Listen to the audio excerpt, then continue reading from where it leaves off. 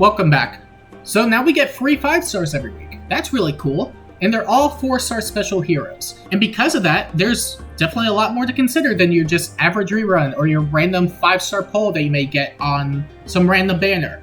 Now you have a shot at getting pretty much a good amount of things just for playing Arena. And because of that, I did want to talk about it for a bit because I do think there is merit to each color and I want to highlight the overall benefits and cons to each of them. So we may as well just do that right now. So as I just said, we get an arena ticket every week and you get to summon once for any unit that is on the 4-star special hero rate, and there are a lot of candidates for that. Some good, some bad. And before I continue on, I do want to thank the people who did make these graphics because they did a really good job at highlighting everything you could get from the banner. So I'll put a link in the description to the post I found these on, and just show them some love if you can. Still, in terms of overall value, there's a lot to consider. It's worth keeping in mind that the circle you get will be completely random and that you can't choose your color no matter what. Nevertheless, we may as well talk about the red units first, which I would argue has the best mix of everything you do and don't want from a color. You do have a lot of skill options such as Spiral, Fury 4, Flashing Blade, Panic Smoke, Shield Pulse, Null Follow-Up, Inheritable Specials, really decent stuff there. But then you also have units that basically have nothing to offer or are just really bad in combat.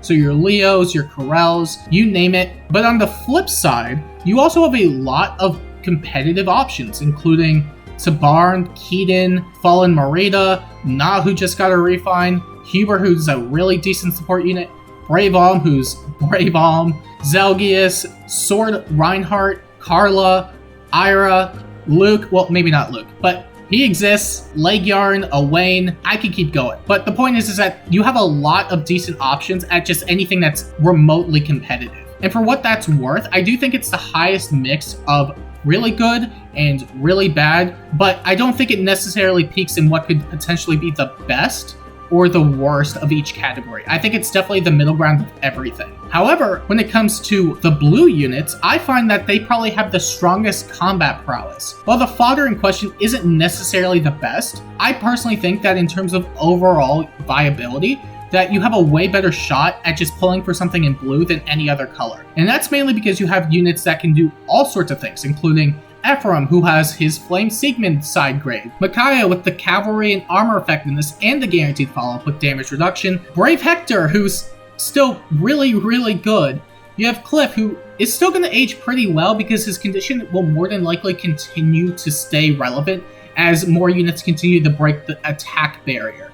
You have a Driftmail Corrin, who is a really good combat unit, Yilger, who's a fantastic support unit, Nyla, who has really good combat prowess, Kajel, who's arguably one of the best blue armors that we have in the game right now, Petra, who recently got her refine, which is really nice, Dual Ephraim, who also just got his refine, and it's really absurd, and some other miscellaneous characters who will probably get a refine sooner or later, but there's no telling how they're really going to treat them. Now, obviously, there's still units that you may get that aren't really that good. You could always end up getting someone like Lind or Hinoka, or maybe even someone like Fallen Berkut, but at least Fallen Berkut has Warding Stance 4, which is really convenient.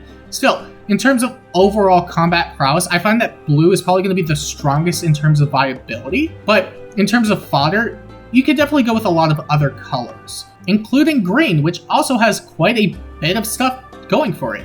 I think green, while not necessarily the most amazing in terms of overall viability, you do have a lot of good options, including OG Hector, who can run his Berserk Armads. You have Sonya, who's still pretty decent, Lewin, Adrift Female Corrin, Kaden, and Nagi. That might be about it for now, until we get more refines in the future. They might not necessarily have the best in terms of overall viability. There's still quite a lot of good stuff there, but because there are just a general lack of greens in the share, sniping is probably going to be the easiest thing you can do. Well, actually, colorless will have a better shot at just getting a specific unit you want. But in terms of overall value, if you did want to get something specific from the green pool, it might be a better opportunity, even at a lower rate, mainly because I find that there are less studs in the green pool than there are in the colorless pool. But in terms of just getting any sort of high tier or really decent inheritable skill, you have a lot better chance at doing that than in the colorless pool. But regardless, in terms of just overall sniping,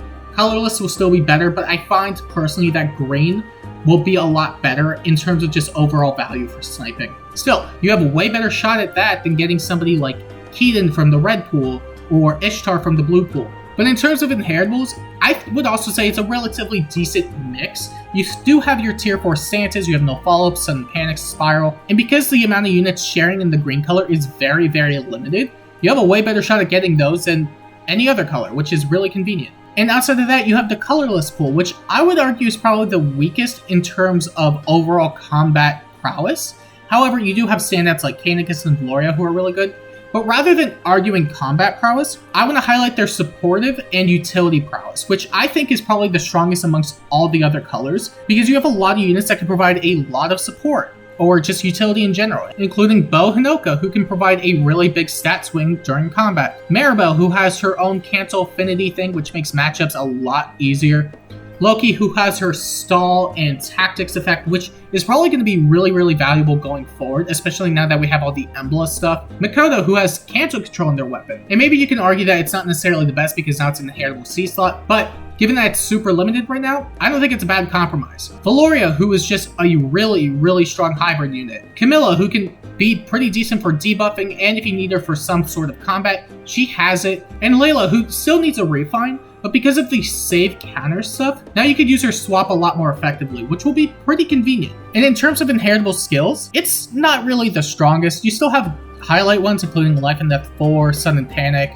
Lull, and Ruse. But outside of that, there really isn't much to their fodder. If you are looking for a really good utility unit though, I think Colorless is probably the best. And one final thing to note, I do want to talk about the skill overlap in terms of inheritables that we do have from each pool. So if you are looking for a specific skill, you may need to snipe for certain colors. So for example, if you wanted Fury 4, you have to go red because blue, green, and colorless don't have Fury 4.